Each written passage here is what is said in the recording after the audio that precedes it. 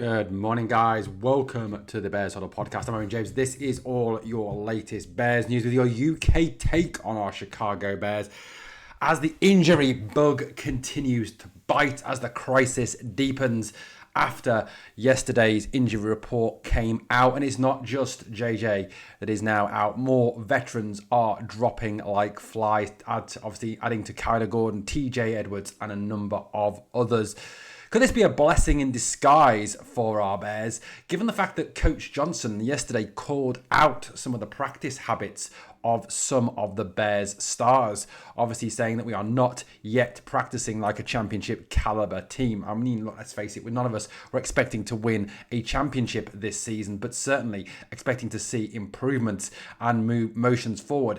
And I think some of us expecting to see at least a playoff push this season, but certainly the first 2 weeks have been diabolical. Let's have a little look, shall we, at the injury report that was handed down yesterday. This is said injury report. Now, TJ Edwards did not practice yesterday with a hamstring injury. I get that it's still early in the week. I get that Thursday, Friday, we could see some of these players become limited. Some of those limited guys could then obviously play on Sunday some part in this game, and I understand that, but certainly that injury crisis does not look like getting better. Kyler Gordon, we know, is week to week hamstring injury. That is a huge miss after giving the guy a big payday. He has not yet played this season, and I love old Spidey Gordon. He is my man. Grady Jarrett has been added to that injury list. The veteran, obviously acquired from Atlanta, is missed yesterday with a knee injury, did not practice at all. Grady has been ineffective, I would say, in the first couple of games for the Bears, as has the whole Bears defense. Could this actually provide an opportunity for one of the rookies to shine? We'll talk about that in a moment. Jalen Johnson, we know, is out for the rest of the season. Jalen Jones, now this is the thing that gets me, guys. We bring in players like DeMarco Jackson, Jalen Jones, off waivers, and both of them are now injured. What the fuck is going on in Chicago? Jalen Jones, another defensive back, injured. So we've now got Kyler Gordon missing, Jalen Johnson missing, Jalen Jones missing. Guys, who is the left? Tyreek Stevenson gets cooked like a fool on a regular basis. Nashawn Wright, he's about as effective as a three-legged asthmatic donkey. Who else can play cornerback? Blackwell? McLeod? It's not looking good back there, and given the fact that the defensive line and the edge rusher positions are looking pretty poor, and Dallas's offense is quite good, and they've got CeeDee Lamb and George Pickens, the odds on us getting cooked again this weekend are looking pretty hot. Kevin Amagaji was limited with an elbow injury. That's not a massive miss, considering we obviously got Theo Benedette, and we've got Ozzie Trapillo, who obviously was a healthy scratch for the last game. God knows why. DeMarco Jackson, linebacker, hamstring limited. Dondre Swift was limited with a quad injury. I mean, let's face it, the running back room is not exactly deep, as bad as Dondre Swift is, and he ain't the best. Could this provide more opportunity for Kyle Monongai to get more involved in the Bears offense moving forward? And Ja'Day Walker was limited with an ankle problem. It does not look good, guys, does it? It does not look good on the injury front. And like I said, the defensive back area is looking really weak going into the weekend against two very talented wide receivers in CeeDee Lamb and George Pickens.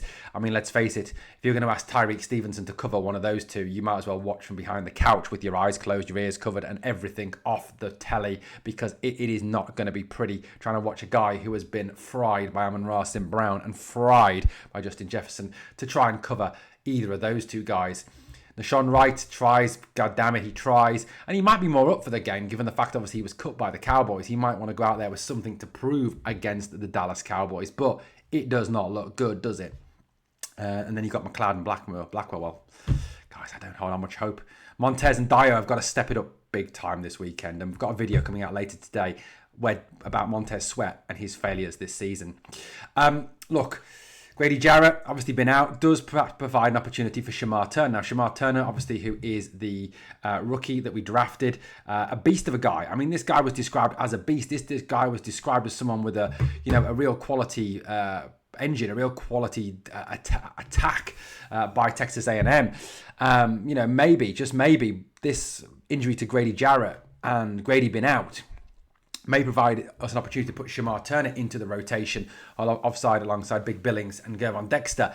Hopefully then, perhaps seeing a little bit of what Shamar Turner can provide. And you never know, you may see more of a hunger, more of a fight from some of these rookies who might want to prove to Ben Johnson that they want a place, they want to play, they want to get an opportunity to be a Chicago Bear, to be a top NFL player. I mean, look, Grady Jarrett, yes, is a defensive leader. Yes, is one of the top players, but hasn't proved it so far. And I know it's early into his Chicago Bears career, but the guy is not getting any younger.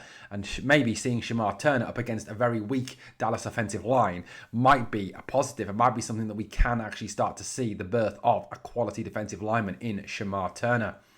Obviously, if DeAndre Swift is limited, it may lead to more involvement for Roschon Johnson, but more encouragingly, might see us start to use Kyle Monangai more. Kyle Monangai shone in preseason, and I get in preseason you don't see the full opposition defense. I get that. But by that same token, Monangai is a wrecking ball. Dallas's defense is not good. They've obviously lost Micah Parsons. Yes, they got Kenny Clark, but I still think they're not a great team and they're not a great defense. You've got to look at the way that Russell Wilson absolutely took them to the cleaners last weekend to see that they're not the best team in the world. And I think someone like Kyle Monangai could really flourish this weekend. And let's face it, DeAndre Swift has done nothing this year so far to show that he is a guy who we can rely on. And the past tells you the same story. The past tells you that Ben Johnson is not massively enamored with DeAndre Swift. He's not a guy who Johnson rates. Johnson let him go in Detroit. I mean, if you look at his record, yes, against Detroit, he averaged 5.2 yards per carry, 1 touchdown, 63 yards. Minnesota, 17 carries, 53, 3.1. Regular season so far, 116 yards, 4 yards per carry. But the guy is not great. He does not show up week in, week out. And he makes daft mistakes. He tries to bounce to the outside when he doesn't want to, when he doesn't need to. He doesn't go for the hard yards.